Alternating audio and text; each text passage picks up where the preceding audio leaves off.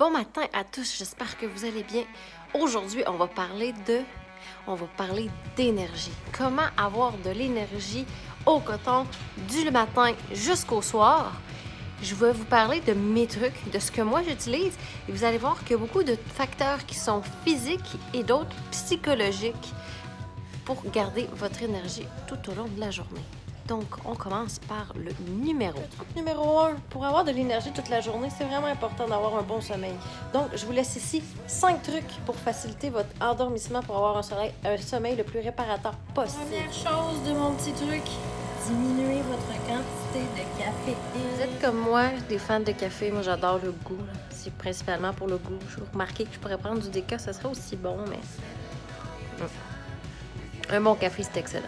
Mais essayez de jamais consommer plus de 3 cafés par jour parce que vous allez vraiment le ressentir dans votre corps. Vous allez avoir de la difficulté à dormir. Donc, en soirée, si vous êtes du genre à prendre du café, prenez du décaféiné. Ça va vraiment vous aider à vous endormir. Pour les personnes qui n'aiment pas nécessairement le café ou qui aimeraient avoir un petit boost d'énergie, nous, on a un Shakeology Boost Énergie qui pourrait être très intéressant pour vous. Les personnes qui le consomment régulièrement n'ont même plus besoin de prendre le café, ils n'ont même plus besoin du kick du café. Fait que ça pourrait être intéressant. Si vous voulez des infos, n'hésitez pas à me demander. Deuxième truc, très simple. 1 heure avant le coucher, évitez toute lumière bleue. Lumière bleue, télé, cellulaire, tablette. Pourquoi? Parce que la lumière bleue diminue la création de mélatonine. Ça, c'est l'hormone qui va vous endormir. Si vous avez des lumières bleues, ben, vous n'en créerez pas et vous allez avoir de la difficulté à vous endormir et vous allez manquer votre plage d'endormissement. Parce qu'on a des cycles de sommeil d'à peu près 1h30. Donc, à toutes les 1h30, si vous le skippez à cause de la lumière bleue, ben, vous allez pas être capable de vraiment vous endormir avant l'heure et demie suivante. Donc, c'est vraiment important de skipper toute lumière bleue 1 heure avant le dodo, si possible. Second truc, ayez un rituel du coucher. Un peu comme avec Étienne, lui il est habitué à 6 heures, on prend son bain, après ça on passe une demi-heure collée et avant le dodo à 7 heures, on se rend dans la chambre et on lit un livre. Les rituels de dodo comme ça va vraiment vous aider à dire à votre cerveau, OK, maintenant c'est l'heure de faire dodo, donc tu vas te mettre à pause. Moi, mon rituel, je prends ma douche, je m'en vais dans ma chambre, je lis un livre entre une demi-heure, 45 minutes, jusqu'au moment où c'est que mes yeux commencent à fermer. Là, je me dis, OK, je suis dans la bonne plage, horaire pour faire dodo, je ferme mon livre, je ferme ma lumière et je m'endors. Un beau petit 7 heures de sommeil.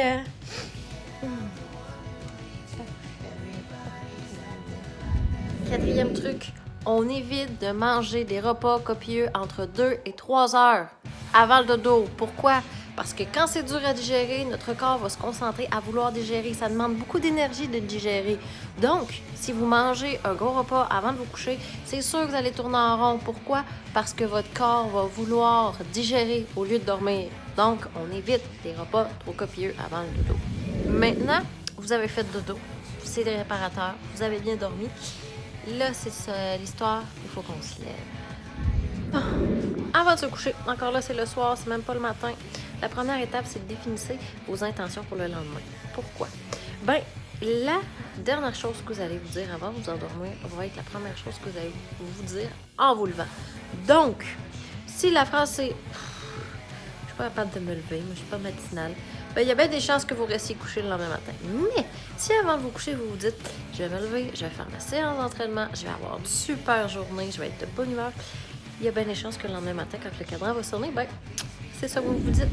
Deuxième truc pour se lever le matin, mettez votre cadran à l'autre bout de votre chambre. Dites-vous que le mouvement crée de l'énergie. Donc, ça sonne, c'est fatigant, ben pouf, vous vous levez pour l'éteindre. Vous avez déjà fait un gros pas, vous êtes debout. OK, maintenant je suis debout, j'ai éteint mon cadran qui est un peu trop loin à mon goût. Maintenant, ce que je m'en vais faire, me brosser les dents, me laver le visage, peu importe, on fait une tâche machinale. Vous pouvez même faire caca si ça vous tente, qui ne demande pas trop de concentration, mais il faut bouger. Ensuite de ça, j'ai fait mon petit caca, parce que moi, c'est ça que je fais en me levant. C'est le temps de boire de l'eau, un grand verre d'eau. OK? Moi, j'en profite pour prendre mon jus magique pour ceux qui me connaissent et me suivent. Ça fait 7 à 8 heures que vous dormiez. Vous êtes totalement déshydraté. Donc, pour vous réveiller, vous devez prendre un grand verre d'eau ou moi, je prends 500 ml de mon jus magique Aucun crash d'énergie après ça. Un super pré-workout pour ceux qui l'ont essayé. Ils trippent. Si vous voulez des détails, faites-moi signe. Et voilà, le dernier point. Je me suis levée. Je me suis hydratée. J'étais en train de prendre mon jus magique. Prochaine étape, ah ouais, dans le linge d'entraînement. Ta douche matinale, elle se mérite. Fait que, ah ouais, on s'en fait une petite séance. Le dernier truc pour bien s'endormir, il faut baisser la température corporelle. Donc, les chambres à coucher, c'est entre 18 et 20 degrés, pas plus. Puis quand il fait chaud pendant l'été, ben n'hésitez pas à prendre une douche froide avant de vous coucher pour vraiment baisser votre température corporelle. Ces 5 étapes-là pour se réveiller le matin là, peuvent vous paraître simples et banales, mais je vous le dis, si vous les mettez en application, ça peut réellement changer votre vie et ça va pouvoir vous permettre d'atteindre vos objectifs parce qu'on se le cachera pas. Dans nos vies de fous, quand est-ce qu'on a le temps de s'entraîner, prendre soin de soi? C'est le matin avant que la famille se lève. Après votre sommeil, après votre lever, qu'est-ce qui est important pour garder de l'énergie tout au long de la journée? Bien, c'est l'alimentation. OK? Isabelle, elle vous a parlé un petit peu plus tôt dans la semaine des 2 programmes alimentaires qu'on avait, le Portion Fix et le To Be Mindset. Moi, je maîtrise les 2, donc je me suis amusée à faire un petit mix là, pour vraiment adapter l'alimentation à moi. Qu'est-ce que je veux dire par là? C'est que je consomme mes portions du Portion Fix, mais j'ai réparti en fonction de la répartition des assiettes du To Be Mindset. Ça, là, ça me permet vraiment d'avoir une énergie continue tout au long de la journée. Et en plus, avec les super suppléments là, qu'on a offerts par Beachbody, vous avez vraiment là, des top qualité pour avoir les bons nutriments au bon moment en bonne quantité. Mais si vous n'avez pas nécessairement un des programmes alimentaires, dites-vous que de 1, vous devez absolument déjeuner parce que vous devez enclencher votre système dès le matin, dès le lever. Normalement, dans l'heure qui suit votre réveil, vous devriez avoir mangé quelque chose. Et un café, c'est pas un déjeuner. Ensuite de ça, concentrez-vous à boire de l'eau toute la journée, OK? Parce que souvent, vous croyez que vous avez faim, mais non, vous avez soif. Et quand on se déshydrate, ben, on perd la carte. Ça rime quasiment. Je pourrais peut-être la noter, faire une petite mention. Citation. Ensuite de ça, la dernière chose, des 2 dernières choses, essayez de diminuer tout ce qui est glucides après 19 heures. Parce que vous n'en avez pas de besoin, vous allez faire dodo. À moins de travailler de soir ou de nuit, là, c'est autre chose. Là, je suis encore en train d'adapter qu'est-ce qui pourrait fonctionner pour chacun des chiffres. Mais essayez, pour le commun des mortels, aucun glucide après 19 heures. Et essayez d'éliminer ou de diminuer du moins la consommation de sucre raffiné. Ça serait pas mal la base pour une alimentation qui vous donne de l'énergie. Physiquement, vous avez aussi d'autres façons de créer de l'énergie. Parce que vous avez beau avoir bien dormi, bien mangé, vous vous êtes levé avec toute la détermination possible, ça se peut que votre corps ait de la difficulté. Donc, première étape physiquement pour donner de l'énergie, on ouvre le torse, on recule les épaules. Et là, on commence à bouger, à taper sur place, à tourner en rond, à marcher, à sauter.